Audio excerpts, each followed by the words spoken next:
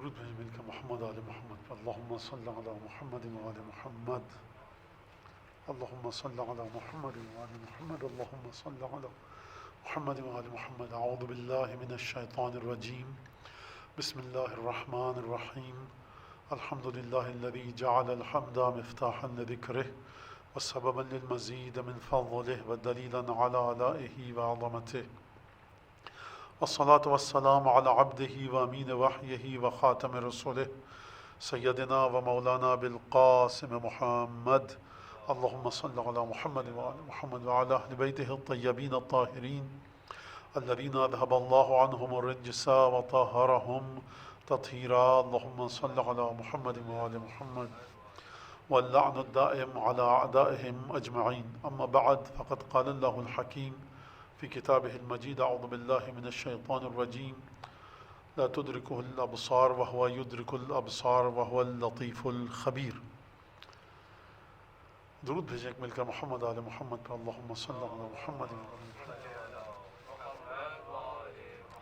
ایک دفعہ اور جناب سیدہ کی بارگاہ میں درود بھیجیں مل کر اللہم صلی علی محمد وآل محمد سورہ انعام کی 103 آیت کا نمبر ہے 103. اس میں پروردگار عالم فرما رہا ہے کہ لا تدرکہ الابصار وہو یدرک الابصار وہو اللطیف الخبیر. آنکھیں اس کو درک نہیں کر سکتی، آنکھیں خدا کو اپنے اندر سمیٹ نہیں سکتی. جب بھی آنکھوں کی بات ہوتی ہے تو خدا کو کہنا یہ چاہیے تھا کہ لا تدرکہ الابصار لا تراہ الابصار، آنکھیں نہیں دیکھ سکتی. رویت یعنی دیکھنا، لیکن پروردگار نے درک کرنے کا لفظ استعمال کیا، یعنی آنکھیں اسے پا نہیں سکتی. خداوند تبارک و تعالیٰ کا وجود ایسا ہے کہ جس کو کوئی بھی آنکھ کسی بھی لحاظ سے پا نہیں سکتی، سمیٹ نہیں سکتی. کتاب الحجت میں چھٹے امام سے روایت ہے اس سلسلے میں کہ جہاں پر امام نے اس بات کے معنی کو بیان فرمایا، وہو یدرک الابصار، لیکن وہ آنکھوں کو اپنے اندر سمیٹ لیتا ہے، درک کرتا ہے، ادراک رکھتا ہے آنکھوں کا. وہ لطیف الخبیر، وہ لطیف ہے اور بہت خبر رکھنے والا ہے. لطیف کے معنی خود امام رضا علیہ الصلوۃ والسلام نے جو بیان فرمائے کہ لطیف، ہم ایک لفظ استعمال کرتے ہیں کہ ایک ڈینسر میڈیم ہے، ایک لائٹر میڈیم ہے. لائٹ روشنی جب ڈینسر میڈیم سے لائٹر میڈیم کی طرف جاتی ہے یا لائٹر میڈیم سے ڈینسر میڈیم کی طرف جاتی ہے تو وہاں پر علماء نے جو لفظ جس کا ترجمہ کیا ہے وہ یہاں پر لطافت یعنی ڈینسٹی کے مقابلے میں.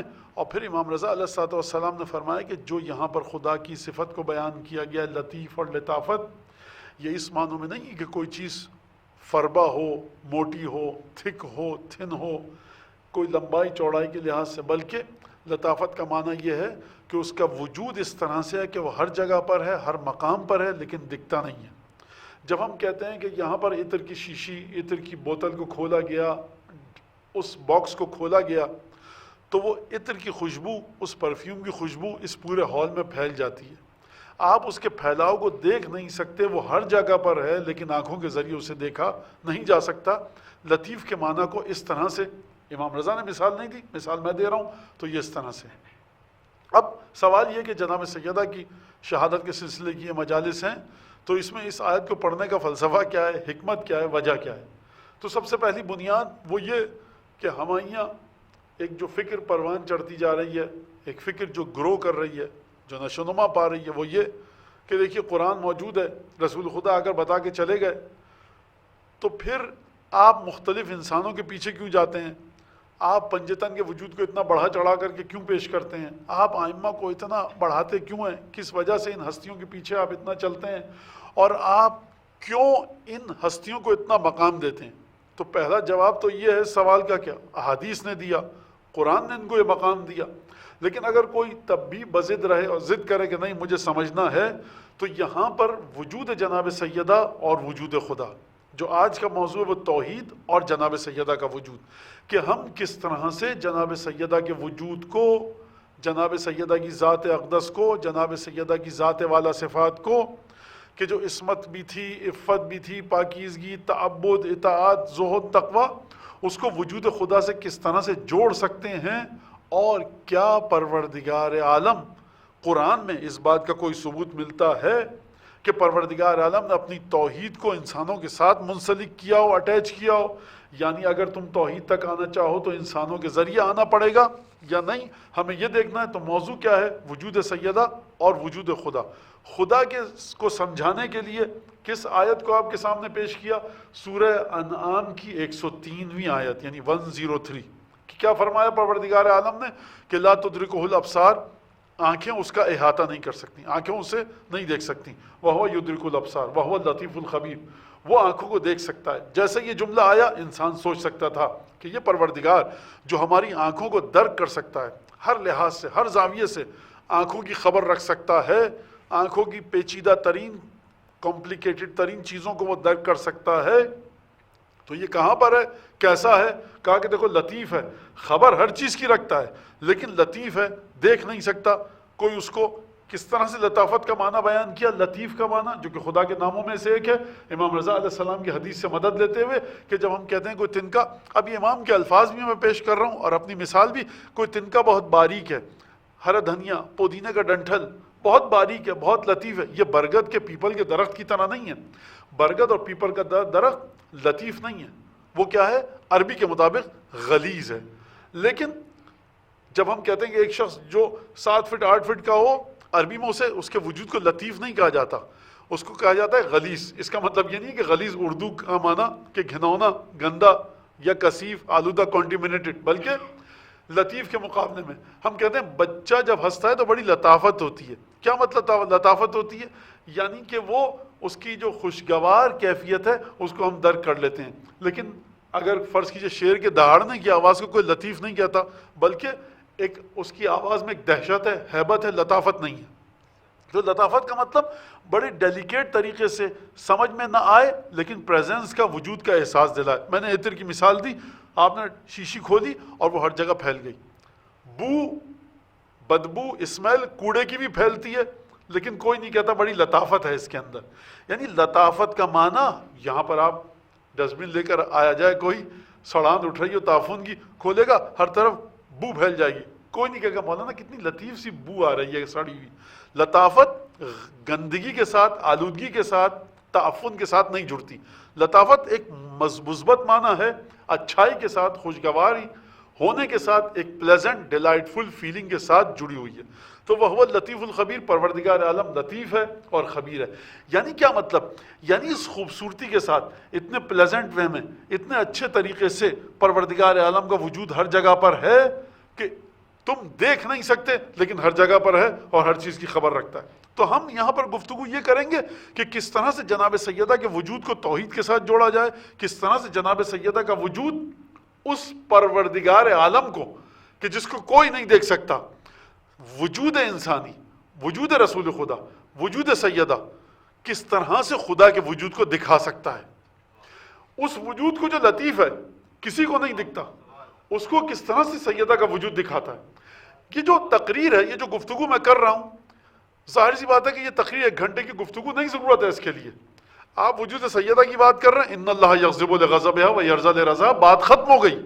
لیکن اگر کوئی آ کر کہے کہ نہیں مولانا یہ حدیث ہے، سند ضعیف ہے، رسول خدا نے ایک بات کہہ دی، آپ بڑے سیریس ہو گئے، جب رسالت ہی کا معنی نہیں پتا، ایک انسان کہہ رہا ہے کہ رسول خدا نے کہہ دیا، بتاؤ ٹھیک ہے اس کو رکھ دیجئے، فستو ورب الکعبہ، بٹ ٹھیک ہے، اتنا پھیلانے کی ضرورت نہیں ہے۔ تو کیوں قرآن سے آئیے؟ تو ہم قرآن سے دیکھنا چاہتے ہیں کہ پروردگار عالم کی توحید نے کتنی دفعہ قرآن میں کروٹیں لی، کتنی دفعہ موڑ آئے، پروردگار عالم کہیں پہ رک ہی نہیں رہا، دلائل دینے کے بعد بھی پروردگار عالم اس سے مزید ایک سفر کو آگے طے کر رہا ہے۔ یہ قرآن ہے، اب آپ اس کے بارے میں کیا کہیں؟ خدا نے ایک آیت بھیج دی، آپ سیریس کیوں ہیں؟ تو آپ کو آیت کے ذریعے سمجھنا پڑے گا کہ توحید کا سفر کہاں سے کہاں تک چلا، اور پھر ہم آخر میں آ کر جناب سیدہ کے وجود کے ساتھ توحید کو جوڑ کر بیان کرنے کی کوشش کریں گے کہ کسی حد تک شاید پرسے کے لائق بنے۔ اور یہ تو نہیں کہہ سکتے کہ حق بی بی کا ادا ہو جائے، کیونکہ جس کا شکریہ خداوند تبارک و تعالیٰ ادا کرے، اس کا شکریہ ہم اور آپ ادا نہیں کر سکتے۔ تو وجود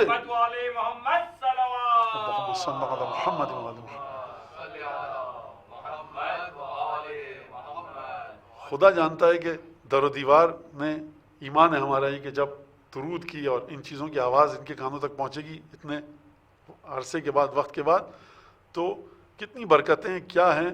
واقعاً بڑی عجیب چیز ہے۔ پروردگار عالم سے دعا ہے کہ اسی محمد آل محمد پر درود کی حقیقت کو وہ جانتا ہے، اس کے صدقے میں جو لوگ مجھ سے آپ سے دعا کی درخواست کر رہے ہیں، بیمار ہیں، دنیا سے بھی بیچارے بعض لوگ جا چکے ہیں ان ایام میں جو وائرس کا سلسلہ پھیلا ہوا تھا، ان سب کو پروردگار عالم جو زحمت کر رہے ہیں اس مجلس کو اس طرح سے منعقد کروانے میں، یہاں پر ظاہر سی بات ہے کہ میں تو آ کر بیٹھ گیا، مائک آن کیا، سلسلہ چل پڑا، لیکن پروردگار عالم دیکھ رہا ہے، جناب سیدہ دیکھ رہی ہیں، اور حضرت حجت کی بارگاہ میں محفوظ فرمائے ان مجالس کو سننے والوں سے، کرنے والوں سے۔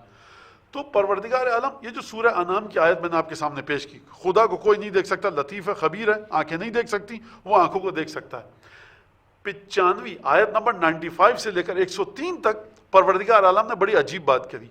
پروردگار عالم نے سب سے پہلے تو آیات کا ذکر کیا کہ دیکھو الذی، عجیب جملہ ہے کہ پروردگار عالم اپنی ذات کے بارے میں تعارف کروا رہا ہے اور پھر کہہ رہا ہے کہ یہ میرا جو تعارف ہے کس کے لیے ہے۔ انشأکم هو الذی انشأکم من نفس واحدۃ فمستقر ومستودع، وہی خدا ہے جس نے تم سب کو ایک نفس سے پیدا کیا۔ اب اس کا سیدھا سادہ معنی یہ ہے کہ تم سب آدم کی اولاد ہو، اس پروردگار نے تم کو پیدا کیا، اور اس پیدائش میں جو پروردگار نے تم کو ایک نفس سے پیدا کیا، اس میں آیات ہیں کس کے لیے؟ فرمایا کہ اس میں آیات ہیں کن لوگوں کے لیے؟ آیات ہیں ان لوگوں کے لیے لقوم یفقہون، کہ جو تفقہ رکھتے ہیں۔ تفقہ کا مطلب کیا ہے؟ کہ چیز کو بڑی باریک بینی کے ساتھ جا کر اس میں غور کرنا۔ اور پھر فرمایا کیا؟ هو الذی انزل، پروردگار وہی ذات ہے کہ جس نے آسمان سے انزل من السماء ماء فاخرجنا به نبات كل شيء، وہی ذات ہے کہ جس نے آسمان سے پانی برسایا اور ہر چیز کو اگنے کے لیے تیار کیا۔ اس میں کس کے لیے آیات ہیں؟ لقوم یؤمنون، اس میں ان کے لیے آیات ہیں جو ایمان رکھتے ہیں۔ اور پھر اس کے بعد فرمایا کہ وہی پروردگار ہے کہ جعل لکم، پروردگار عالم نے تمہارے لیے النجوم، ستاروں کو خلق کیا تاکہ تم لتہتدوا بہ فی ظلمات البر والبحر، تم زمین کے اندھیروں میں، سمندر کے اندھیرے رستوں میں ان ستاروں کے ذریعے اپنے راستوں کو طے کر سکو۔ یہ آیات ہیں کس کے لیے؟ لقوم یعلمون، صاحبان علم کے لیے آیت ہیں، صاحبان تفقہ کے لیے آیت ہیں، صاحبان ایمان کے لیے آیت ہیں۔ گفتگو آگے بڑھتی گئی اور پھر پروردگار نے کہا ذالکم اللہ ربکم، یہ تمہارا پروردگار ہے، اسی کی عبادت کرو۔ جب پروردگار عالم یہ نشانیاں بتلا رہا ہے اور کہہ رہا ہے یہ تمہارا پروردگار ہے، اس کی عبادت کرو، اس کی اطاعت کرو، اس میں نشانیاں ہیں کس کے لیے؟ صاحبان ایمان کے لیے، صاحبان عقل و تفقہ کے لیے، صاحبان دین کے لیے، صاحبان علم کے لیے۔ ستاروں کا وجود نشانی ہے، اس نے تم کو ایک نفس سے پیدا کیا، یہ اس کی نشانی ہے۔ اس نے ستاروں کو خلق کیا، اس نے آسمان سے پانی برسایا، اس میں نشانیاں ہیں۔ لہٰذا جب یہ بات ہو گئی تو فرمایا ذالکم اللہ ربکم، اے لوگوں یہی تمہارا رب ہے، اس کی عبادت کرو، اس کی اطاعت کرو۔ بات یہاں پر ختم ہو جانی چاہیے تھی، لیکن پروردگار عالم نے 30ویں پارے میں، 30واں پارہ ہم سب بہت دفعہ پڑھ چکے ہوں گے اپنے بچپن میں، سورہ غاشیہ میں مشہور و معروف آیات ہیں کہ جہاں پروردگار عالم فرما رہا ہے افلا ینظرون الی الابل کیف خلقت وَإِلَى السَّمَاءِ كَيْفَ رُفِعَتْ وَإِلَى الْجِبَالِ كَيْفَ نُصِبَتْ وَإِلَى الْأَرْضِ كَيْفَ سُطِحَتْ، کیا تم لوگ اونٹ کی خلقت کی طرف نہیں دیکھ رہے؟ کیا تم پہاڑوں کی طرف نہیں دیکھ رہے کس طرح ٹھوک کر پروردگار نے گاڑ دیا ہے؟ تم آسمان کی طرف نہیں دیکھ رہے کس طرح سے پروردگار نے بلند کیا ہے؟ تم زمین کو نہیں دیکھ رہے کہ پروردگار نے زمین کو کس طرح سے تمہارے رہنے کے لیے تیار کیا ہے؟ کیا تم نہیں دیکھ رہے؟ خوب توجہ کیجیے گا، یہ پروردگار جو پانی برسانے کو آیت بنا رہا ہے، یہ پروردگار جو ستاروں کی خلقت کو اپنی نشانی بتا رہا ہے، یہ پروردگار جو ایک نفس سے پیدا کرنے کو انسان کے اپنی نشانی بتلا رہا ہے، یکایک یہاں پر گفتگو کا انداز بدلا۔ یہ سورہ مکے میں نازل ہوئی، اب پروردگار یہاں پر بڑے نچلی سطح پر آ کر کہہ رہا ہے اونٹ کو دیکھو، آسمان کو دیکھو، ان چیزوں کو دیکھو کہ ہم نے اسے خلق کیا تمہارے لیے، تو تم پروردگار عالم کو کیوں نہیں مانتے؟ آپ جا کر مطالعہ کیجئے گا سورہ غاشیہ کا، بڑے عجیب انداز سے گفتگو فرمائی ہے۔ تو اب ان دونوں نشانیوں کا فرق، دونوں جگہ پر مشاہدہ ہے، آبزرویشن ہے۔ اونٹ کو دیکھو، آسمان کو دیکھو، پہاڑ کو دیکھو، مشاہدہ ہے۔ کیا تم نہیں دیکھ رہے ہم نے آسمان سے پانی برسایا؟ مشاہدہ ہے۔ جب اونٹ کی بات کی، پہاڑ کی بات کی، ان تمام چیزوں کی بات کی تو یہ نہیں فرمایا اس میں نشانیاں ہیں ان لوگوں کے لیے جو علم رکھتے ہیں، اس میں نشانیاں ان لوگوں کے لیے جو تفقہ رکھتے ہیں، اس میں نشانیاں ان لوگوں کے لیے ہیں کہ جو ایمان رکھتے ہیں۔ جو بھی دیکھے گا متوجہ ہو جائے گا کہ کہیں نہ کہیں کوئی سلسلہ ایسا ہے، لیکن یہاں پر ایمان، تفقہ اور علم کو معیار قرار دیا۔ جب پروردگار اس طرح سے گفتگو فرما رہا ہے تو اب وہ اپنی ذات کے بارے میں گفتگو فرما رہا ہے۔ اب یہ ذات اس کی کہاں تک جائے گی اور یہ توحید کا سفر کہاں تک جائے گا؟ اب ایک دفعہ مزید بات آگے بڑھی، خوب توجہ کیجئے گا۔ کس کی بات ہو رہی ہے؟ وجود خدا کے ثبوت کی. کون سا خدا؟ وہ خدا جس کی وہ تمام صفات ہیں، 99 نام ہیں، 100 نام ہیں، جوشن کبیر کے 1000 نام ہیں، اس خدا کے تعارف کی بات ہو رہی ہے. پروردگار فرما رہا ہے ذالکم اللہ، اے لوگو یہ رہا تمہارا خدا. کہاں رہا؟ خود تو نے فرمایا کہ وہ اللطیف لا تدرکہ الابصار. پروردگار ہم آسمان سے بارش کو برستے ہوئے دیکھتے ہیں، یہ نہیں دیکھتے کہ تو بادلوں کو نچوڑ رہا ہے. ہم نے ایک نفس پیدائش کو دیکھا، ہم سب آدم کی اولاد ہیں، ہمیں کیا پتا کیسے ہوا. پروردگار ہم نے آسمان میں ستاروں کو دیکھا ہے، لیکن تو یہ کیوں کہہ رہا ہے یہ رہا تمہارا خدا، دیکھو نا یہ ہے خدا. ہم نے جس چیز کو دیکھا اس میں خدا نظر نہیں آتا. خدا کہہ رہا ہے کہ ان کو دیکھ کر دیکھو یہ رہا تمہارا خدا. پروردگار یہ تو ستارے ہیں، تو ہمارا خدا نہیں ہے. پروردگار یہ نفس واحد آدم کا ہے، تو ہمارا خدا نہیں ہے. پروردگار یہ اونٹ ہے، یہ پہاڑ ہیں، یہ سمندر، یہ دریا، یہ زمین کو مسطح کرنا اور ہموار کرنا. تو تب پروردگار کیوں کہہ رہا ہے میری نشانیاں یہ ہیں. اور یہاں پر تو عجیب جملہ ہے، ذالکم اللہ ربکم، یہ رہا تمہارا خدا. تو سرکار اگر میں آپ سے کہوں یہ دیکھیے یہ رہا وہ انجینئر، آپ کہیں مولانا یہ پلر ہے، انجینئر تو یہاں پر کوئی نہیں ہے. اس کا مطلب ہے کہ اس مخلوق میں کوئی تعلق ایسا ہونا چاہیے کہ جس کو دیکھ کر لوگ بلا فاصلہ فوراً منتقل ہو جائیں خدا کی طرف. شرط یہ ہے کہ تفقع کے ساتھ دیکھو، علم ہونا چاہیے، ایمان رکھو، تمہارے وجود میں خدا مسلسل اترتا رہے گا اور تمہارا ایمان بڑھتا رہے گا. لیکن یہ ایک مرحلہ ہے مشاہدے کا. اب یہاں سے بات آگے جاتی ہے، خدا کی صفات کو کیسے سمجھیں؟ خدا کی ذات کو ثابت ہو گیا کہ صاحب خدا ایک ہے، لیکن یہ مشاہدہ ہے. کیا مطلب مشاہدہ ہے؟ ہم نے چیزوں کو دیکھا اور ہماری سمجھ میں آیا کہ اس کے پیچھے کوئی ذہن کار فرما ہے، کوئی معمولی چیز نہیں ہے.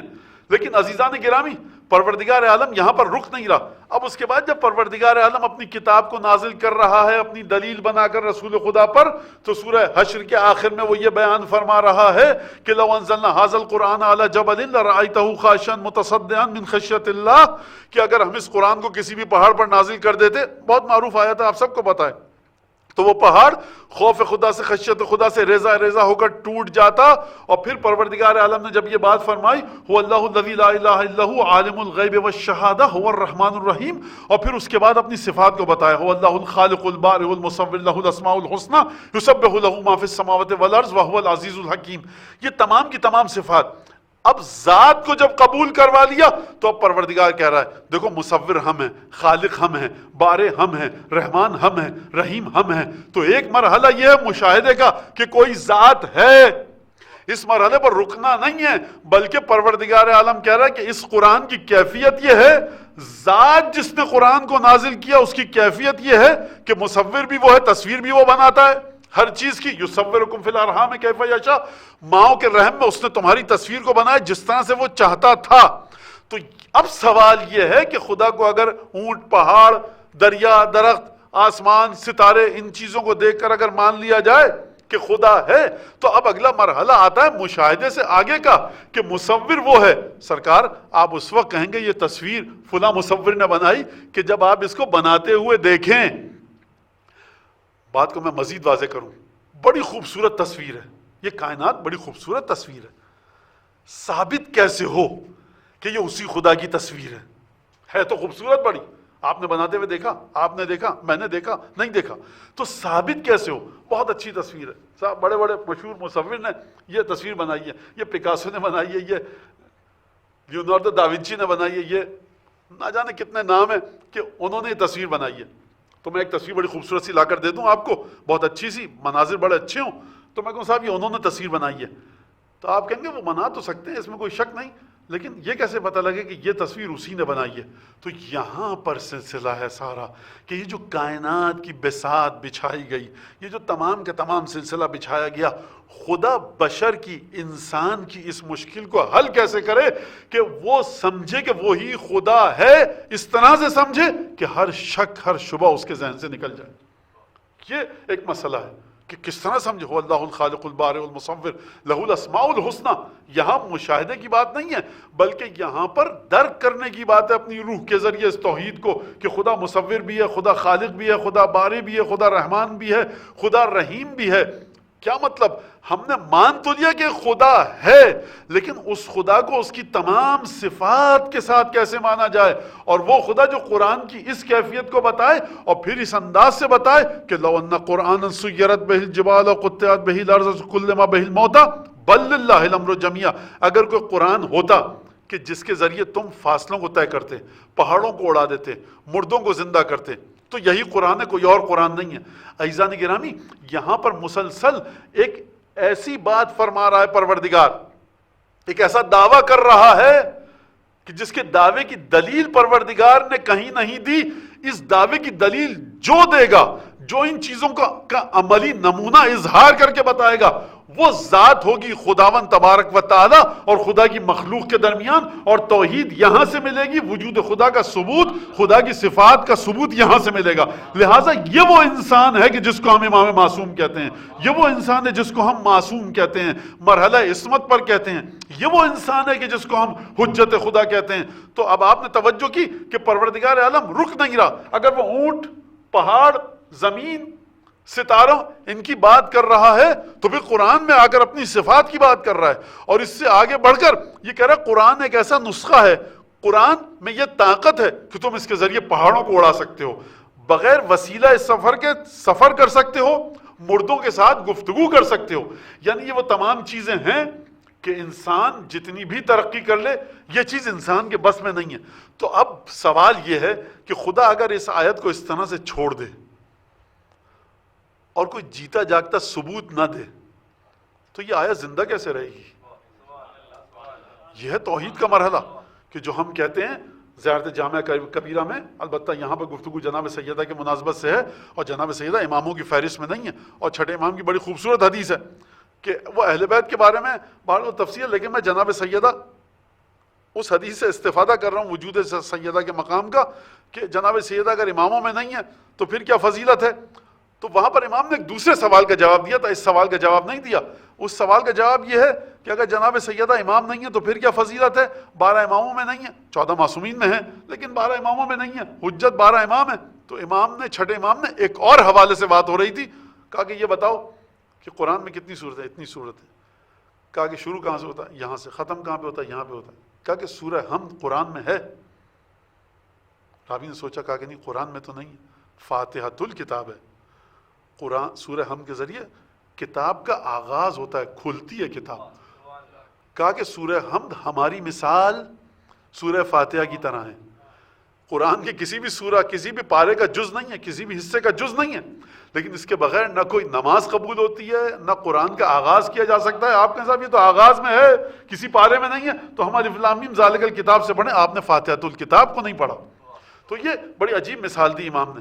تو ہماری گفتگو یہ ہو رہی کس طرح سے ہم جناب سیدہ کے وجود کو دیکھیں اور کس طرح سے اس بات کو ثابت کیا جا سکے کہ پروردگار عالم نے توحید کے لیے اپنی کچھ ایسے اپنے بندوں کو، عباد کو خلق کیا ہے کہ جو اس کی توحید کا ثبوت ہے۔ ایک درود بھیجیں ذرا محمد و آل محمد پر۔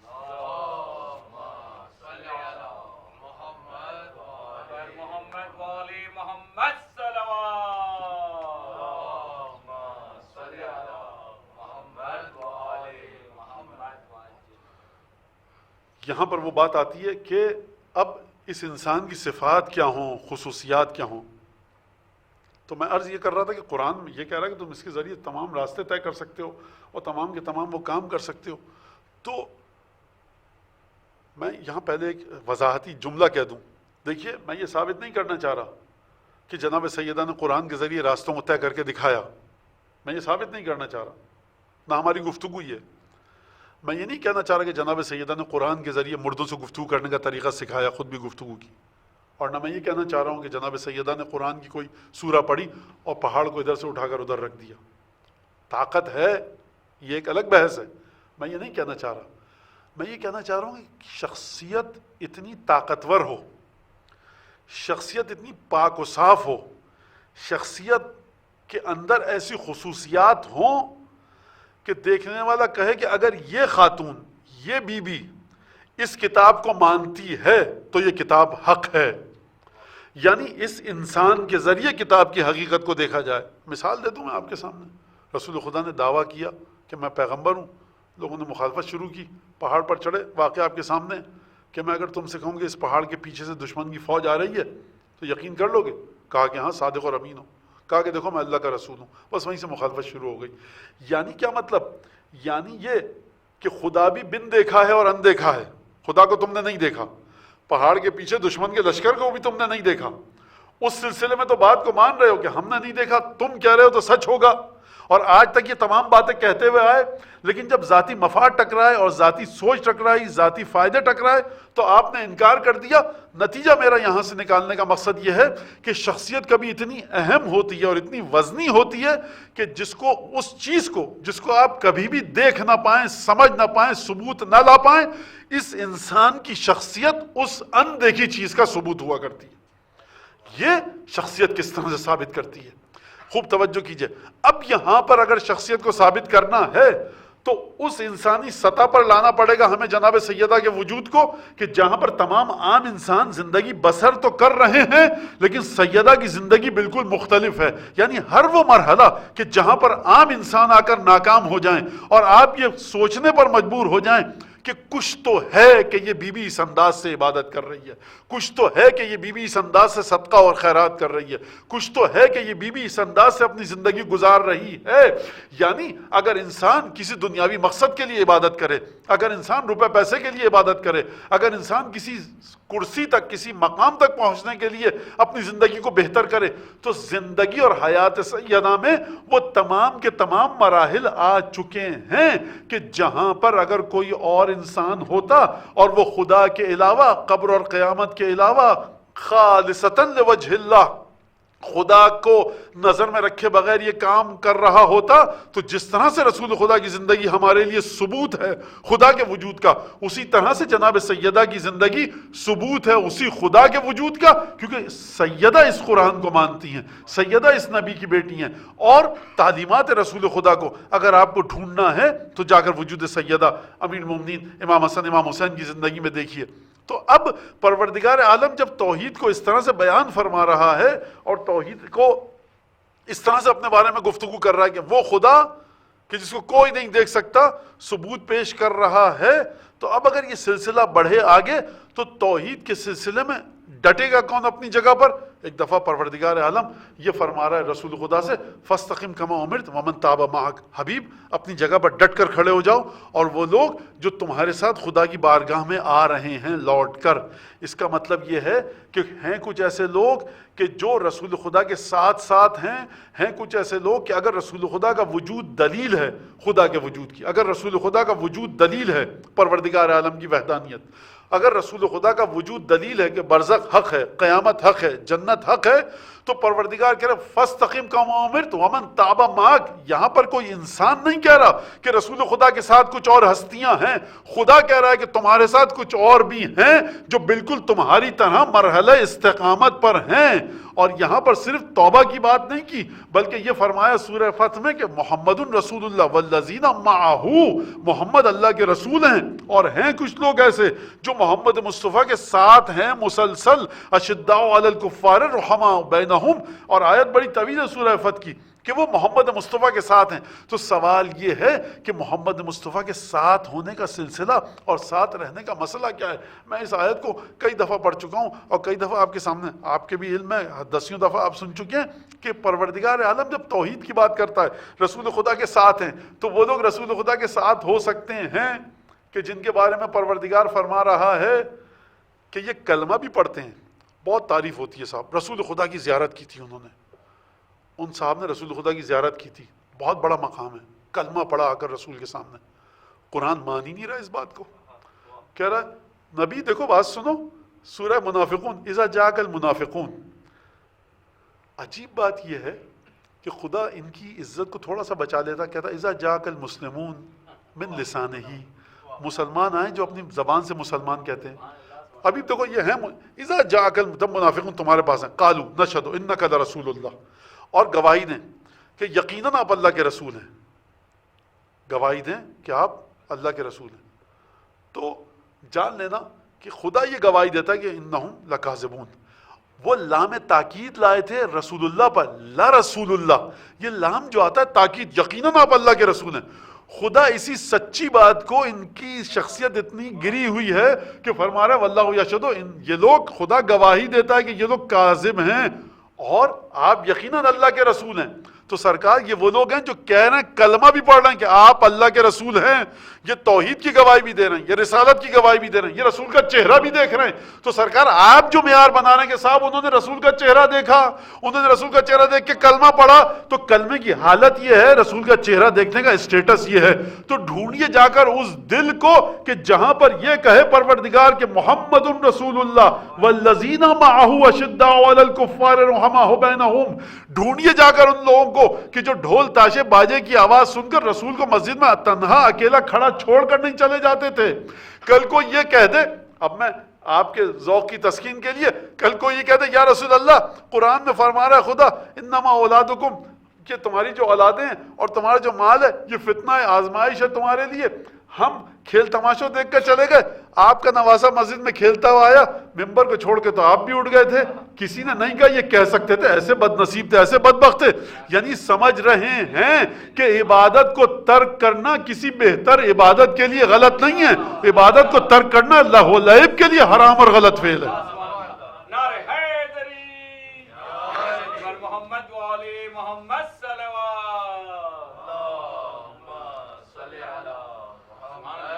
یعنی وہاں پر وہ یہ درک کر رہے ہیں، اور دیکھو اس کو دلیل مت بنانا رسول ممبر چھوڑ کے چلے گئے، کل آپ کا نواسا آ کے بیٹھ گیا، آپ نے بھی 70 دفعہ سبحان ربی الاعلیٰ وبحمدہ کہہ دیا، تو آپ جب دل چاہے آپ کا آپ تبدیلی کر لیں، ہم بھی ذرا سا چلے گئے تھے۔ یہاں معاملہ بالکل مختلف ہے، یہ ضمیر گواہ ہے۔ تو اس بات کو خوب سمجھ لیجئے کہ ہم جب یہ کہتے ہیں محمد رسول اللہ والذین معہ، محمد اللہ کے رسول ہیں، اور والذین وہ لوگ جو ان کے ساتھ ہیں، والذین وہ لوگ معہ رسول کے ساتھ، تو جتنے بھی لوگ رسول کے ساتھ تھے وہ ساتھ ہیں رسول کے۔ خدا کہہ رہا ہے یہ تمہارے ساتھ نہیں ہے، منافقین آ کر کہہ رہے ہیں تم اللہ کے رسول ہو، اللہ کو بھی مان رہے ہیں، رسول کو بھی مان رہے ہیں، خدا کہہ رہا ہے جھوٹ بول رہے ہیں یہ، اور یہ منافقین جہنم کے سب سے نچلے طبقے میں ہیں۔ خدا نے نہ خیال رکھا کہ انہوں نے میرے حبیب کا چہرہ دیکھا، خدا نے نہ خیال رکھا مدینے کی ان گلیوں کا جہاں پر یہ گھومتے پھرتے تھے۔ صاحب مدینے کی گلیوں میں گھومنا بڑی فضیلت ہے، کس کے لیے فضیلت ہے؟ جس کے دل میں رسول کی محبت ہو پورے احترام کے ساتھ، ہر آدمی کے لیے فضیلت نہیں ہے۔ وہ چہرہ دیکھ رہا ہے رسول خدا کا، چہرہ دیکھنا فضیلت نہیں ہے، ایمان کے ساتھ فضیلت ہے، کلمہ پڑھنا فضیلت نہیں ہے، جب تک ایمان دل میں نہ جائے اس وقت تک فضیلت نہیں ہے۔ تو یہاں پر اگر پروردگار فرما رہا ہے فاستقم کما امرت، حبیب ڈٹے رہو، کس مرحلے پر ڈٹے رہو؟ توحید کے مرحلے پر ڈٹے رہو، جمے رہو، کیونکہ خدا کے نمائندے ہو۔ اگر تم کہتے دیکھو میں اپنی حکومت بنانا چاہتا ہوں، کوئی بھی آئے گا تم کو اتنا حصہ ملے گا، اس قبیلے کو فلاں وزارت ملے گی، اس قبیلے کو فلاں خزانہ ملے گا، تو مسئلہ بہت آسانی سے حل ہو جاتا۔ یہاں پر سب جانتے تھے کہ رسول خدا کے ہاتھ میں کچھ نہیں ہے، جو حکم آئے گا اس کے مطابق چلیں گے، اور یہاں پر ہمارا مسئلہ حل نہیں ہوگا، ہماری دال گلے گی نہیں، لہٰذا یہاں پر ٹکراؤ شروع ہوا۔ اس مرحلے پر آ کر پروردگار عالم کو رسول خدا کو تسلی دینی پڑی، فاستقم کما امرت ومن تاب معک، حبیب اپنی جگہ پر ڈٹے رہو۔ یہ تسلی دینا اتنا اہم تھا کہ جب 10 ذی الحجہ کو حج کر کے رسول خدا حجۃ الوداع آخری حج کر کے آئے، تو وہاں پر جو آیت نازل ہوئی ہے پروردگار عالم فرما رہا ہے واللہ یعصمک من الناس، حبیب خدا تمہیں لوگوں سے بچا کر رہے گا۔ یہ عجیب سلسلہ ہے، اسلام پھیل چکا تھا۔ جناب حذیفہ ابن یمان سے لوگ آ کر پوچھتے تھے کہ آپ کو رسول خدا نے بتایا کہ کون کون منافق تھے، یہ بتائیے مدینے میں جو فلاں صاحب مرے ہیں ان کا نام تو اس فہرست میں نہیں تھا۔ کوئی کہہ رہا میں تو نہیں تھا اس میں۔ اس کا مطلب یہ ہے کہ مدینے میں مر رہا ہے، رسول خدا کے زمانے میں تھا، وہ منافق ہے۔ تو والذین معہ کو آپ یہ کہنا چھوڑ دیجئے سرکار کہ جس نے رسول خدا کے زمانے میں چہرے کو دیکھا، کلمہ پڑھا، نماز پڑھی، عبادت پڑھی، سب بیکار چیزیں۔ پروردگار فرما رہا ہے کہ، اور عجیب جملہ فرما رہا ہے پروردگار، لا تعلمہم نحن نعلمہم، حبیب جب اگر ہم تمہیں نہ بتائیں تم ان کو نہیں جانتے۔ تو اس انداز سے رسول خدا صلی اللہ علیہ وآلہ وسلم کی زندگی، یہ ایک عجیب سلسلہ۔ اب یہاں پر آ کر میں بات کو مختصر کروں کہ میں نے کہا بیچ میں ابھی یہ جملہ مزید اس کی وضاحت کہ جناب سیدنا نے کبھی کسی پہاڑ کو اڑا کر نہیں دکھایا، تو مولانا کیسے آپ کہیں گے؟ اور جناب سیدہ نے کبھی کسی مردے کے ساتھ گفتگو نہیں کی، تو پھر آپ کیسے کہیں گے کہ جناب سیدہ نے قرآن کی اس آیت کو سچا کر دکھایا؟ یا جناب سیدہ نے کب کسی پہاڑ کو ہٹایا، یا وہ تمام کام جو ہیں وہاں پر اس آیت میں کب کر کے دکھایا جو آپ کہیں کہ جناب سیدہ ثبوت ہے قرآن کے وجود کا؟ تو اس کے جواب میں نے کیا کہا؟ میں نے یہ عرض کیا کہ کبھی کبھی شخصیت اتنی مضبوط ہوتی ہے کہ اگر وہ کہہ دے کہ بس ختم، یہ بات ایسی ہے، تو ہم ہوتا ہے خاندان میں بھی جھگڑا ہو رہا ہے، چپکلش تنازع ہو گیا، ایک بزرگ آ کے کہتے ہیں جو کچھ ہوا ختم، اب آج کے بعد سے نہیں ہوگا، خاموشی سے بیٹھ کے کھانا، کسی کی ہمت نہیں ہوتی بات کرنے کی، شخصیت میں اتنا وزن ہوتا ہے۔ صاحب فلاں صاحب آ گئے، شہر میں ہنگامہ ہو رہا تھا، گورنر صاحب آ کر کھڑے ہو گئے، انہوں نے کہا کہ اب یہ ہنگامہ وغیرہ نہیں ہوگا، آپ اپنے گھروں کو جائیے، سب بہت شرافت کے ساتھ اپنے گھروں کو چلے گئے۔ تو کچھ شخصیتیں مضبوط ہوتی ہیں، کچھ شخصیتوں پر اعتماد ہوتا ہے۔ کس سلسلے میں اعتماد ہوتا ہے؟ جو ہم نہیں دیکھ پا رہے، جو ہم نہیں سن پا رہے، ان چیزوں کے سلسلے میں ہم اس شخصیت کے ذریعے سمجھتے ہیں۔ اب سوال یہاں پر یہ ہے کہ ہم کس طرح سے سیدہ کے بارے میں گفتگو کریں۔ دیکھیے، پروردگار عالم نے تمام انبیاء کو معجزات دی۔ اب ہم یہاں سے دھیرے دھیرے جناب سیدہ کی بارگاہ کی طرف نزدیک ہونا چاہتے ہیں اور گفتگو کریں گے اس پر، جناب سیدہ کی ذات والا صفات کے بارے میں۔ حضرت موسیٰ کو معجزہ دیا، آپ کو پتہ، ید بیضا عصا موسیٰ۔ جناب عیسیٰ کو معجزہ دیا، جناب نوح کا معجزہ کہہ لیجئے، جناب ابراہیم کے ساتھ معجزات ہوئے، اور تمام جناب صالح کے معجزات ہیں موجود۔ یہ کون سے معجزات تھے؟ یہ عینی معجزات تھے۔ یعنی کیا مطلب عینی معجزات؟ عیناً جہان خارج میں فزیکل کچھ چیزیں واقع ہوئیں، اونٹنی نکل آئی، طوفان آیا، کشتی چلنے لگی، حضرت عیسیٰ نے ہاتھ پھیرا، نابینا بینا ہو گیا، بیمار اچھا ہو گیا، حضرت موسیٰ نے اپنا ہاتھ نکالا، روشنی نکلنے لگی، اپنا عصا پھینکا، وہ اژدہا بن گیا۔ جناب ابراہیم کا، البتہ جناب ابراہیم کا اپنا معجزہ نہیں تھا، وہ خدا نے یہ کام کیا۔ معجزہ ہم یہ کہہ رہے ہیں کہ جو نبی اپنے لیے خود انجام دے، جناب ابراہیم نے اپنے لیے وہ معجزہ انجام نہیں دیا، خدا نے کیا۔ بہرحال آگ ٹھنڈی ہو گئی، حتیٰ رسول خدا نے، ہمارے پیغمبر نے چاند کو 2 ٹکڑے کر دیا، پتھروں کو اٹھایا، کلمہ پڑھنے لگے، درخت کو بلایا اپنے پاس، درخت چلتا ہوا آ گیا، آدھے درخت کو کہا واپس چلے جاؤ۔ یہ تمام کے تمام معجزات ہیں۔ لیکن کس کے لیے یہ معجزہ ہے؟ اس کے لیے معجزہ ہے کہ جس نے اس وقت دیکھا۔ آپ کسی غیر مسلم کے سامنے جا کر کہتے دیکھو یہ ہمارے نبی نے درخت کو بلایا تھا، وہ کہا میں تو نہیں تھا اس وقت، ہمارے بھگوان نے بھی فلانے نے درخت کو بلایا تھا۔ تو یہاں پر رسول خدا اور وہ برابر ہو گئے، نعوذ باللہ من ذالک۔ سمجھانے کے لیے کیا؟ اچھا، حضرت عیسیٰ جو تھے مردے کو زندہ کرتے تھے۔ آپ کسی کے سامنے، مسلمان کے سامنے جا کر کہتے ہیں ہمارے پیر و مرشد رہتے ہیں، وہ بھی زندہ کر دیتے ہیں۔ اب کوئی دلیل نہیں ہے، آپ کہیں بھائی کوئی مردے کو لائے گا تب زندہ کیا جائے گا، وہ ایک الگ بات ہے۔ کہنے کا مطلب یہ ہے کہ بہت سے معجزات ایسے ہیں جو زمانے کے گزرنے کے ساتھ دفن ہو گئے، کتابوں میں موجود ہیں۔ کیونکہ آپ کو قرآن پر اعتماد ہے، اس لیے آپ ان معجزات کو مانتے ہیں۔ اگر آپ کو قرآن پر اعتماد نہ ہو تو آپ اس معجزے کو نہیں مانیں گے۔ درخت کا چل کر آنا، پتھروں کا کلمہ پڑھنا قرآن میں نہیں ہے، نہج البلاغہ میں جناب امیر المومنین نے ذکر کیا۔ آپ کو جناب امیر المومنین پر اعتماد ہے، اس لیے آپ اس کو مان لیتے ہیں۔ اب تھوڑی دیر کے لیے اس انسان کو لائیے جس کو نہ نہج البلاغہ پر ایمان ہو، نہ ایمان ہو قرآن کے اوپر، تو وہ کس طرح سے مانے گا؟ تو یہاں سے ایک اور بات اب میں کہنا چاہ رہا ہوں۔ معجزات میں نے انبیاء کے بتائے، سب سے اہم ترین معجزہ کس صنف سے تعلق رکھتا ہے، کس کیٹیگری سے تعلق رکھتا ہے؟ سوال ہے میرا، سب سے مضبوط معجزہ کس کیٹیگری سے تعلق رکھتا ہے؟ علماء نے بیان کیا ہے کہ سب سے مضبوط معجزہ کلام اور گفتگو اور عبارات کی کیٹیگری سے، قسم سے تعلق ہے۔ آپ کہتے ہیں فلانی صاحب تھے، میر انیس تھے، بہت بڑے شاعر تھے، ہوگا کوئی، ہمیں کیا پتا؟ آپ نے فٹ سے لا کر ان کا دیوان کا یہ پڑھ لیجئے۔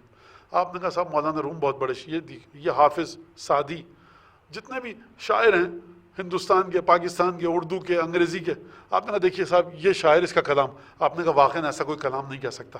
یعنی شاعر چلا گیا، آپ نے نہیں دیکھا شاعر کو، آپ کے والد نے نہیں دیکھا، آپ کے دادا نے نہیں دیکھا، آپ کے پردادا نے نہیں دیکھا، تاریخ میں ذکر ہے، اگر اس کا کلام نہ ہوتا آپ سمجھ نہ پاتے۔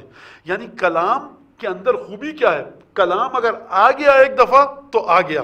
جتنی بھی باریکیاں ہیں، کلام لکھنے والے کی ذہانت، عقل، علم، حکمت سمجھی جاتی ہے کہ اس نے کلام میں کتنی چیزوں کا خیال رکھا۔ اگر ذرا سا بھی کلام میں ڈھیلا پن ہو، کمزوری ہو، تو وہ کلام لکھنے والے کی عقل، شعور اور درک کی کمزوری پر علامت کرتی ہے۔ اگر آپ ایک معنی ایسا نکالیں، ہنسیں، دیکھیں یہ کیا کہہ دیا، تو آپ کہیں گے کہ صاحب یہ واقعاً کم علم تھا۔ اب آپ آگے جناب امیر المومنین کو دیکھیں کہ توحید پر جو معجزات بیان کیے، آج تک لوگ تفسیریں لکھ رہے ہیں اس معجزے کی، اور ابن ابی الحدید کے بقول کے رسول خدا کے اصحاب میں کسی نے بھی توحید پر ایسی گفتگو نہیں کی ہے جیسے علی ابن ابی طالب نے کی ہے، اور اگر کسی نے کی بھی ہے تو ایک یا دو جملے ہیں، لیکن پورے پورے خطبے دینا، فی البدی آ کر ایکسٹیمپو بولنا، گھر سے نکلے کہ یا علی پتھر پر کھڑے ہو جائیے، اور ایک دفعہ توحید پر آپ نے گفتگو کرنی شروع کی، ہر خطبہ دوسرے خطبے سے مختلف، اور کس طرح سے خداوند تبارک و تعالیٰ کے وجود پر گفتگو کی ہے۔ کلام میں آپ کبھی بھی پکڑ سکتے ہیں، 1400 برس ہوگا، یہ کمزور بات کی ہے، یہ علی کا خدا ہے، اس پر یہ اعتراض ہو سکتا ہے، یہ علی کا خدا ہے، ارے تو جسمانیت نکل کے آ رہا ہے، یہ تو خدا میں ایک نقص آ گیا، یہ خدا کا کمال ثابت نہیں کر رہا۔ دیکھیے علی ابن ابی طالب کی عبارت کمزور ہے، کوئی نہیں کہہ رہا، جس مذہب کا بھی ہو وہ کہتا ہے علی کا خدا ہے ہی بالکل مختلف۔ یعنی کیا مطلب؟ یعنی علی ابن ابی طالب کو کلام کو دیکھ کر آپ علی کے خدا کو مان رہے ہیں، ذات علی ابن ابی طالب کی بات نہیں ہو رہی۔ یعنی یہ کلام اس بات پر دلیل رکھتا ہے کہ یہ کلام ایسی جگہ سے آیا ہے کہ کسی بڑے پڑھے لکھے آدمی سے علی نے درس لیا تھا۔ کب لیا تھا؟ کہاں لیا تھا؟ اور جب 2 برس کا تھا تو اپنے چچا زاد بھائی کے ساتھ رہتا تھا۔ یا تو مانیے کہ علی ابن ابی طالب کو کے اوپر بھی وحی آتی تھی، یا یہ مانیے کہ رسول خدا نے جو علی کو دیا وہ کسی کو نہیں دیا۔ صاحب علی تو سب کے ساتھ تھے، جس طرح سے بقیہ حضرات تھے، وہ تمام کے تمام لوگ بڑے متقی، بالکل بڑے متقی تھے، رسول خدا کے ساتھ رہنے والے بڑے اچھے لوگ تھے، نیک لوگ تھے، تو ان کو بھی ملا، ان کو بھی ملا، تو صاحب ان کو سب کو ملا، تو خطبے کوئی کیوں نہیں دے پایا؟ علم کا اظہار کیوں نہیں ہوا؟ اور جب مولا کائنات سے کسی نے کہا یا علی آپ تو علم غیب کی خبریں دے رہے ہیں، تو مولا ہنسے، کہا کہ علم غیب نہیں ہے، یہ تو میں نے اپنے بھائی سے سب کچھ سیکھا ہے۔ اب وہ علم غیب مولا کے پاس ہے کہ نہیں، وہ ایک الگ گفتگو ہے۔ مولا کیا فرمانا چاہ رہے ہیں؟ مولا فرمانا چاہ رہے ہیں یہ تو ظاہری علم تم تک پہنچا ہے، جس کو تم سوچ کر پریشان ہوگا، ششدر رہ گئے، ہکا بکا رہ گئے کہ یہ آپ کے پاس کہاں سے آیا، یہ میں نے اب سب اپنے بھائی سے لیا ہے۔ یعنی وجود علی ابن ابی طالب رسول خدا کی رسالت کی دلیل ہے۔ اور بعض علماء، مسلمان علماء نہیں، غیر مسلم علماء، یہ کہتے ہیں، اب دیکھیں گفتگو جناب سیدہ پر ہو رہی ہے اور ہم چلے گئے مولا کائنات تک، تو بہرحال اس کو بھی جناب سیدہ خوش ہوں گی یقیناً اس گفتگو سے، کہ بعض نے کہا کہ اگر علی ابن ابی طالب رسول خدا کے بعد نعوذ باللہ نبوت کا دعویٰ کر دیتے تو آج اچھے خاصے پیروکار علی کے بھی ہوتے۔ اور وہ غیر مسلم عالم ہے، وہ کہتا ہے کہ علی ابن ابی طالب یہ دلیل کہ رسول حق پر ہے، علی ابن ابی طالب کا وجود ہے۔ یعنی اتنا علم ہونے کے باوجود بھی اپنے آپ کو کہہ رہا ہے کہ رسول خدا کا ایک ادنا خادم ہوں، انا عبد من عبید محمد، اور پھر رسول خدا کے ساتھ بالکل غلام کی طرح اپنی جان کو قربان کرنے کے در پر۔ تو جس کے پاس اتنا علم ہے، جس کی زندگی میں ہر خوبی ہے، وہ رسول کے سامنے اپنے آپ کو کچھ نہیں سمجھ رہا۔ تو اب یہاں سے اب دیکھیں مجلس ہمارے بچے سنتے ہیں، وہ نہیں سمجھ رہا، تو یقیناً ہو سکتا ہے مولانا کسی دنیاوی خواہش کے لیے ہو، کسی دنیاوی چیز کے لیے ہو۔ تو سرکار جو دنیاوی خواہشات کے لیے اس طرح سے عمل کرتا ہے، وہ ہمیشہ اس نیت، اس ارادے سے، اس چکر میں پڑا رہتا ہے کسی طرح سے میں اپنی شخصیت کا اظہار کر دوں۔ ایک جملہ آپ لا کر دکھائیے علی ابن ابی طالب نے کسی چیز کے بارے میں بیان کیا، قرآن کے بارے میں، فقہ کے بارے میں، کلام کے بارے میں، فلسفے کے بارے میں، جب تک رسول خدا زندہ تھے۔ یعنی اپنی ذات کو فنا کر لینا رسول کے مقابلے میں، یہ دلیل ہے اس بات کی کہ ادب تقاضا نہیں دے رہا۔ ہم نے دیکھا ہے مہاراجے کو، جب تک حضرت آیت العظمہ ابو القاسم خوئی رضوان اللہ تعالیٰ علیہ زندہ تھے، ان کے کسی شاگرد نے توضیح مسائل نہیں دی، جبکہ دسیوں لوگ کہتے تھے کہ آپ توضیح مسائل نے احتیاط واجب کے طور پر دیں، کسی شاگرد نے توضیح مسائل نہیں دی۔ آغا خوئی کے جب انتقال ہو گیا، اس کے باوجود بھی وہ انتظار کرتے رہے، ادب کا تقاضا ہے، میں نے جس سے سیکھا ہے اس کے مقابلے میں اپنی توضیح مسائل لاؤں۔ یہ مکتب علی ابن ابی طالب کے پڑھے ہوئے لوگ ہیں کہ ہم نہیں نکال رہے۔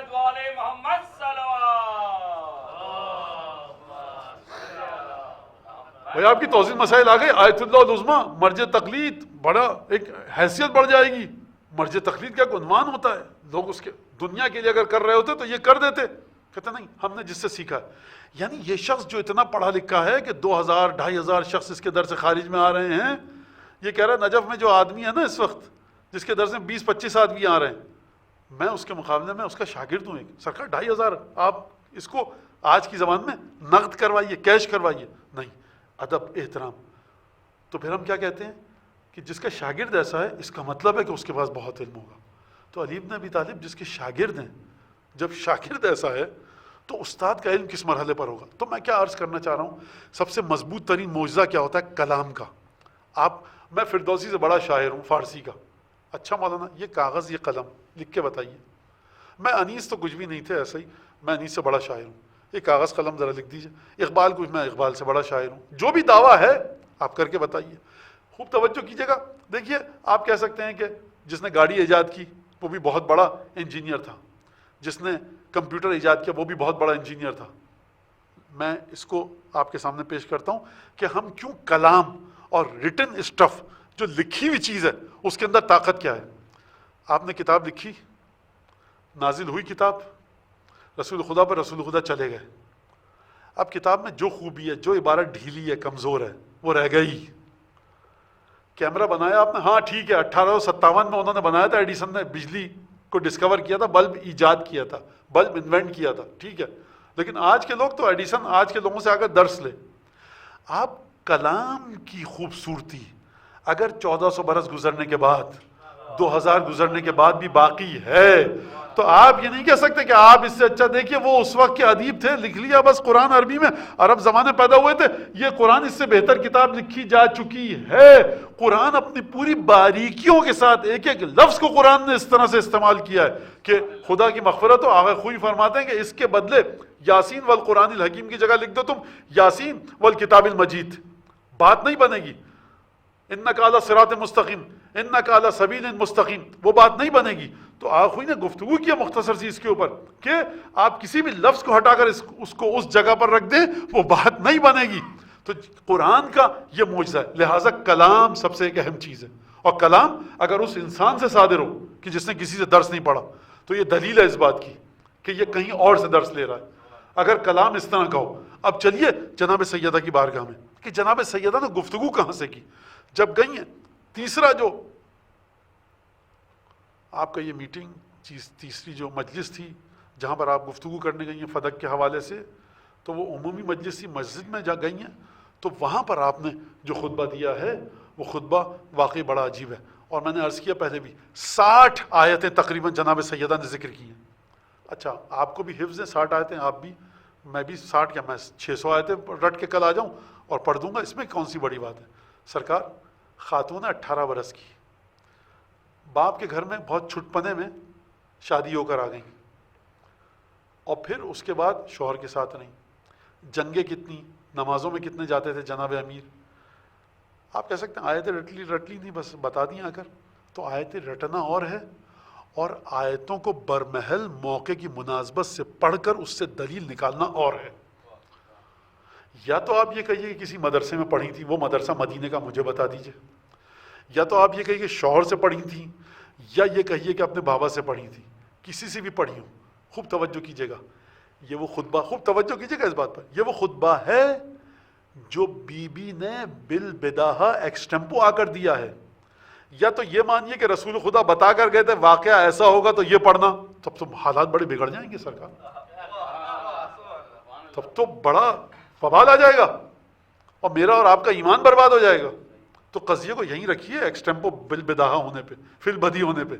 تو جو خاتون اس حالت میں گھر سے نکل کر آئے، خوب توجہ کیجیے گا اس نقطے پر، صلوات اللہ وسلام علیہ، یہ صلوات میں نے بی بی زینب کے لیے بھیجی ہے، شہزادی کونین کے لیے نہیں، کہ اب سمجھ میں آتا ہے کہ وہ جو خطبے پڑھے گئے تو شہزادی کی رگوں میں لہو کس کا دوڑ رہا ہے۔ 18 برس کی خاتون دربار، خوب توجہ کیجیے گا، آپ سمجھ جائیں گے، 18 برس کی خاتون مسجد میں آئی ہیں پورے احترام کے ساتھ، رسول خدا کے صحابہ کرام بیٹھے ہیں، بزرگ شخصیات بیٹھی ہیں، ایک سے ایک بڑھ کر عظیم المرتبت شخصیات بیٹھی ہیں، جو رسول کے ساتھ سیدہ سے تو زیادہ ہی رہے ہیں۔ 5 وقت کی نماز کے لیے رسول خدا جاتے تھے تو کیا تو چل میں آیا والی نماز پڑھتے تھے؟ جمعے کا خطبہ، جنگیں، لوگوں کی مشکلات کو حل کرنا، مقدمات کے فیصلے نپٹانا، یا رسول اللہ گواہی کے لیے آ جائیے، یا رسول اللہ طلاق کا مسئلہ، یا رسول اللہ نکاح کا مسئلہ۔ تو یہ جو افراد تھے یہ جناب سیدہ سے زیادہ رسول کے ساتھ رہے ہیں۔ جب ساتھ رہے ہیں تو سیدہ کو تھوڑی سی آواز میں تھر تھراہٹ آنی چاہیے، نہ جانے میں کون سی غلط آیت پڑھ دوں زیر زبر پیش، نہ جانے میں کون سے فقہی قوانین کے خلاف چلی جاؤں، یہ سب کے سب پڑھے لکھے لوگ بیٹھے ہیں، تو جب مقرر پوری گرفت کے ساتھ تقریر کرے کسی موضوع پر، اس کا مطلب یہ ہے کہ جتنے بھی لوگ بیٹھے ہیں یہ علم میں اس سے نیچے نہیں ہے، بہت نیچے۔ کہاں سے چلی؟ شہزادی سلیمان کی آیات بھی پتہ، داؤد کی آیات بھی پتہ، زکریا کا واقعہ بھی پتہ، مریم کا واقعہ بھی پتہ، میراث کا سلسلہ بھی پتہ، پروردگار عالم نے جن چیزوں کو قرآن میں حرام کیا کیوں کیا یہ بھی پتہ، اس کی آیت بھی پڑھ رہی ہیں، جن چیزوں کو واجب کیا اس کا فائدہ کیا ہے یہ بھی پڑھ رہی ہیں، اور کس طرح سے گفتگو کر رہی ہیں، اسلام سے پہلے کی تاریخ بتا رہی ہیں، اسلام کے بعد کی تاریخ بتا رہی ہیں، اور سب سے بڑھ کر منافقین کے دل کا حال بتا رہی ہیں۔ یا تو یہ کہیے کہ رسول خدا خطبہ دے رہے ہیں، یا مانیے اس بات کو کہ فاطمہ بضعۃ منی، فاطمہ میری حقیقت کا حصہ ہے۔ یہ در حقیقت بول رہی ہیں سیدہ، لیکن حقیقتاً رسول خدا سیدہ کی زبان سے گفتگو فرما رہے ہیں۔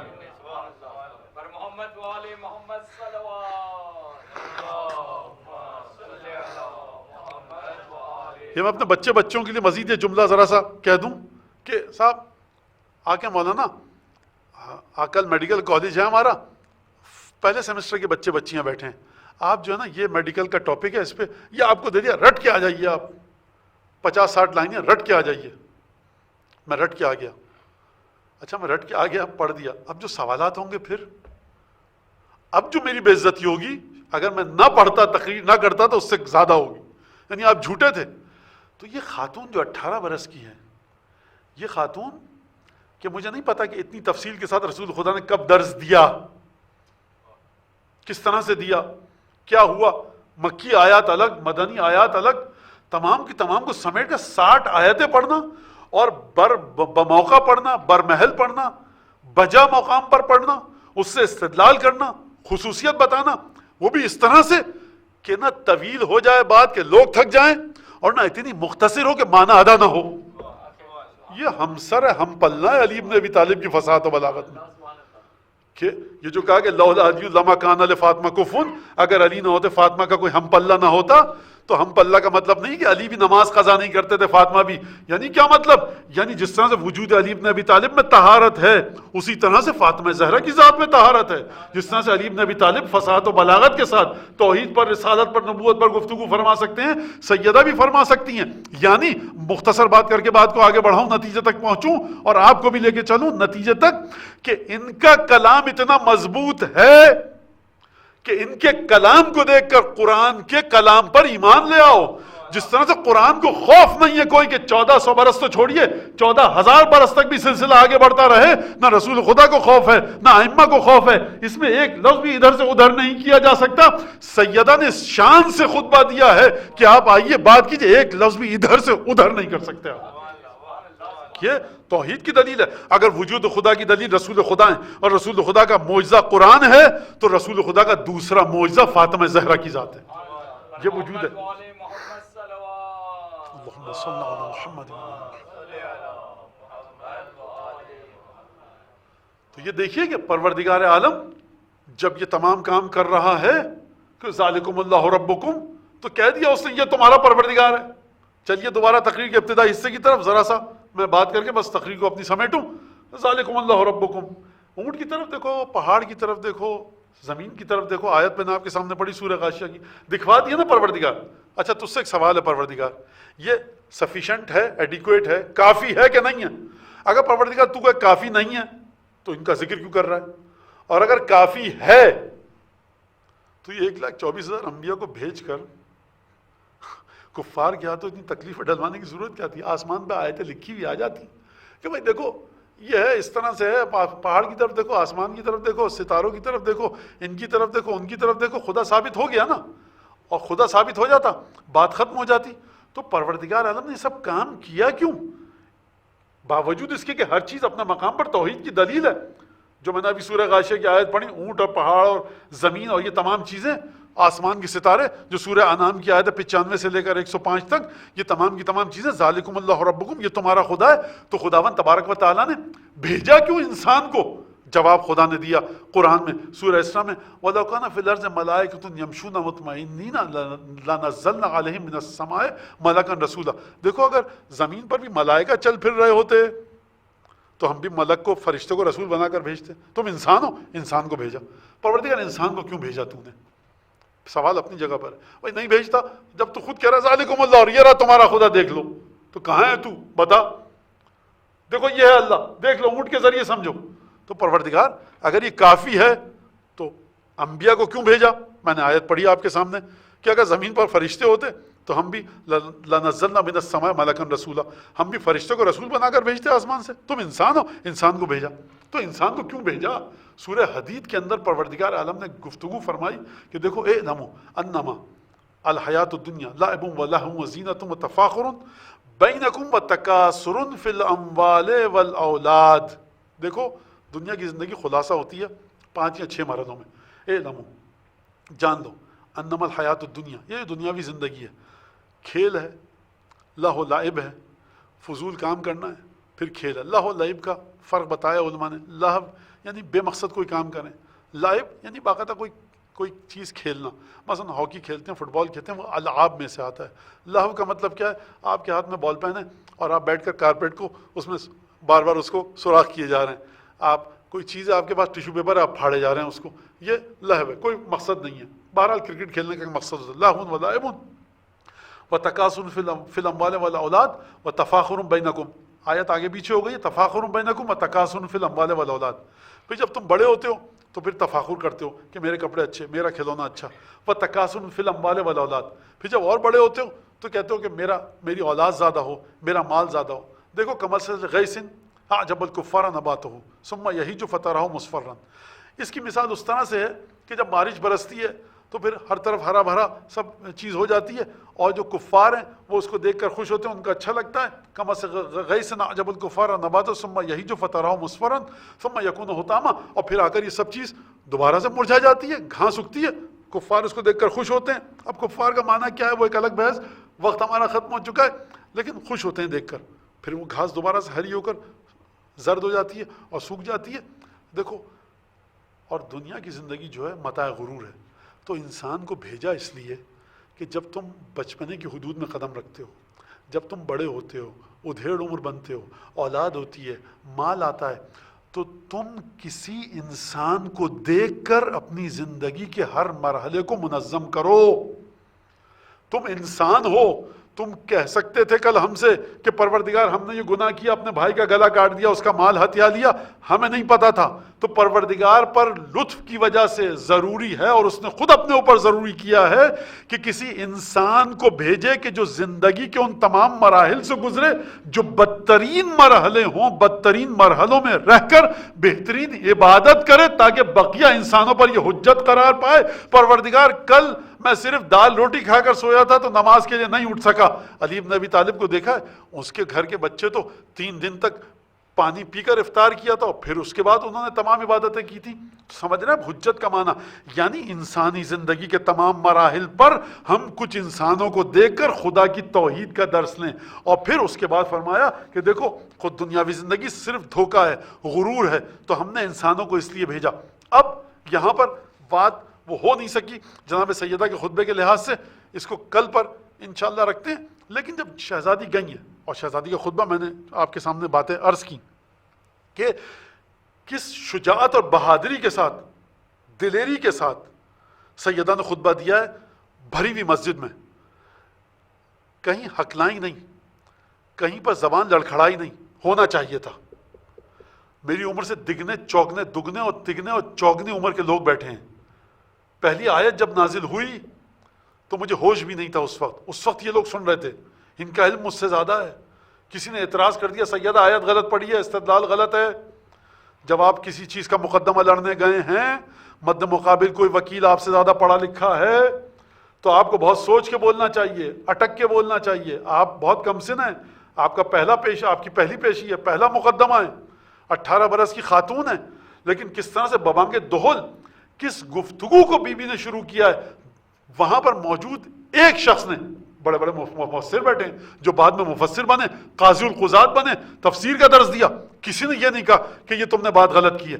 بات کہیں اور لے گئے، بی بی کی دلیل کو رد نہیں کر سکے.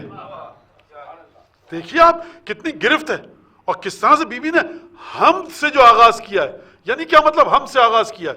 پھر میں انشاءاللہ کل پر میں بس ایک فہرست بتا کر اس کو بات کو چھوڑ دوں. ہم سے آغاز کیا ہے. اچھا پہلے جب آئیں تو ہم سے آغاز کیا. پھر اس کے بعد جب بیٹھی تو ایک کراہنے کی آواز آئی, لوگوں نے گریہ کرنا شروع کیا, اور پھر اس کے بعد جب تھوڑا سا انتظار کیا, جب لوگوں کا گریہ تھم گیا تو پھر دوبارہ ہم سے آغاز کیا. یہ ایک عجیب بات ہے جو بی بی سمجھ سکتی ہیں کیا مسئلہ تھا. اور ہم سے آغاز جب کیا تو اس کے بعد پھر ہم سے آغاز کرنے کے بعد خدا کی نعمتوں کا ذکر کیا, خدا کی نعمتوں کے فلسفے کو بتایا. پھر اس کے بعد لا الہ الا اللہ کے بارے میں گفتگو کی کہ کلمہ لا الہ الا اللہ ہے کیا. پھر اس کے بعد فرمایا کہ یہ خدا کا وجود کیا ہے اور کس طرح سے خدا کے وجود کو دیکھا جا سکتا ہے, نہیں دیکھا جا سکتا. پھر اس کے بعد پروردگار عالم کی مخلوقات کے بارے میں گفتگو فرمائی. پھر اس کے بعد جب مخلوقات کے بارے میں گفتگو فرمائی کہ خدا نے ان مخلوقات کو پیدا کیا, تو خلقت کے 2 مرحلوں پر گفتگو فرمائی ایک پیراگراف میں. واللہ عجیب معجزہ ہے. خلقت کے تمام مرحلوں کو ایک پیراگراف میں سمیٹا اور 6 خصوصیات بتائیں, 6 کہ پروردگار عالم نے کیوں پیدا کیا, اور پھر ان 6 خصوصیات کو ذات پروردگار کی طرف نسبت دی اور ان 6 خصوصیات کو 2 میں سمیٹ کر بندوں کی طرف نسبت دی. بخدا یہ معجزہ ہے, بخدا معجزہ ہے. کوئی زبان اس قابل نہیں تاریخ اسلام میں کہ جو اس طرح کا خطبہ پیش کر سکے.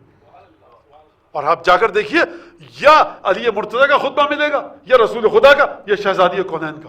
پھر اس کے بعد اس طرح کا خطبہ کہیں آپ کو نہیں دکھے گا, کہیں کسی جگہ پر نہیں دکھے گا. اور اگر بعد میں دکھے بھی تو صاحب آپ سے پہلے وہ بنا چکے ہیں. کہتے ہیں نا, آپ سے پہلے جاپان والے بنا چکے ہیں, یورپ میں یہ چیز بن چکی ہے, آپ سے پہلے جا چکے ہیں. تو یہ سیدہ نے اس طرح سے یہ کام کیا. ہم آج کی مجلس جو ہے اس میں 3 شہزادیوں کا, اپنی 3 بیویوں کا حق ادا ہو جائے انشاءاللہ کسی حد تک. ایک جناب خدیجہ, ایک شہزادی کونین اور جناب زینب سلام اللہ علیہ کا میں کوشش کروں گا.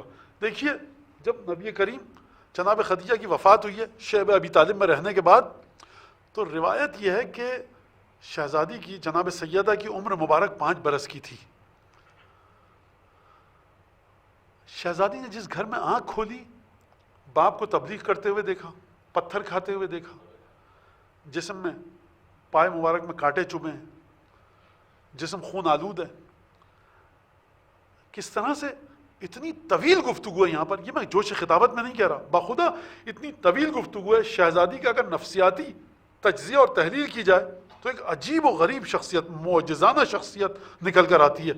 کہ کس 5 برس کی یہ بچی ہے شہزادی کونین, ماں کا انتقال ہو گیا. کون ماں؟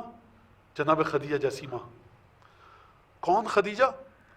کہ ولادت سے پہلے جناب سیدہ جناب خدیجہ کے ساتھ گفتگو کرتی تھی. کون خدیجہ؟ ولادت کا وقت نزدیک آیا, 5 خواتین آپ کے سامنے نام ہے, اتنی آسمان سے. کیوں ولادت سے پہلے سیدہ گفتگو کرتی تھی خدیجہ کے ساتھ, اپنی مادر گرامی کے ساتھ؟ کیونکہ قریش کی کوئی بھی عورت آ کر جناب خدیجہ کے پاس آ کر بیٹھنا پسند نہیں کرتی تھی کہ تم نے اس غریب سے شادی کر لی, ہم نے مشورہ دیا اس امیر سے شادی کرو. تو جناب سیدہ کی تنہائی خدیجہ کے ذریعے ختم ہوتی تھی, اور جناب خدیجہ کی تنہائی کو ختم کرتی تھی جناب سیدہ. اب ذرا آپ سوچئے کہ وہ باپ جو زخمی بدن کے ساتھ آ رہا ہے, وہ ماں جو سوکھی روٹی کھا رہی ہے, وہ ماں ایک دفعہ بیمار ہوتی ہے اور شہادت کی طرح سے دنیا سے تشریف لے کر جاتی ہیں.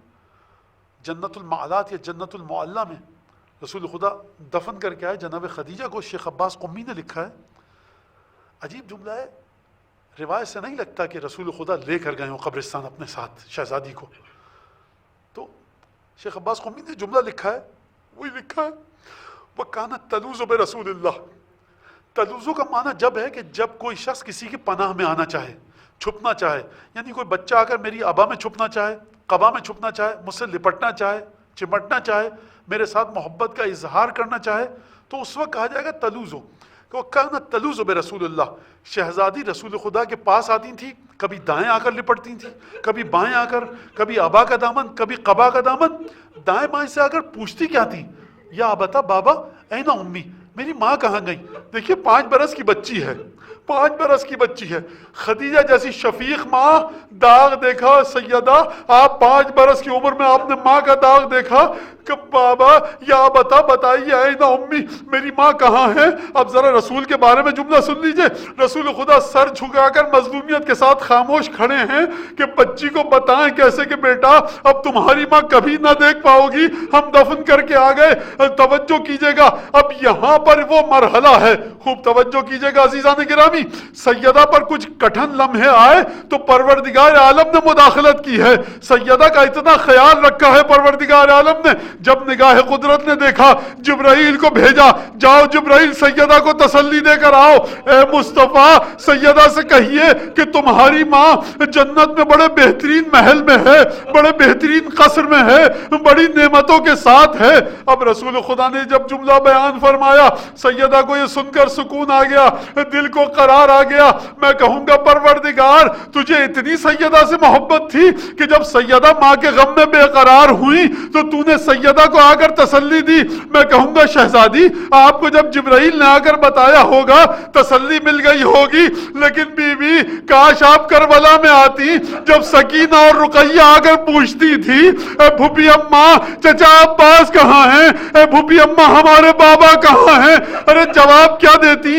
ارباب مقاتل نے لکھا ہے کہ بعض بچوں کو زینب نے کہا کہ تمہارے بابا سفر پہ چلے گئے ہیں.